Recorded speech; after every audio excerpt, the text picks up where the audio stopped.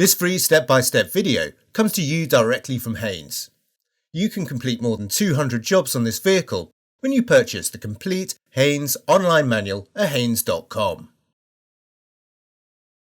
Open the tailgate and, working in the side of the luggage compartment, undo the retaining nut at the rear of the light unit. Withdraw the light unit from the body, then depress the clip and disconnect the wiring plug.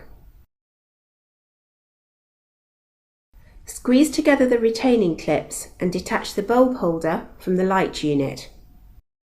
All the bulbs have bayonet fittings. The relevant bulb can be removed by pressing it in and rotating it anti-clockwise. To fit a bulb, press it into the bulb holder, aligning the bayonet pins, then twist it clockwise a little. Locate the bulb holder assembly in the light unit and press it firmly to engage the retaining clips. Reconnect the wiring plugs and refit the light unit to the rear wing, noting the location of the aligning pin.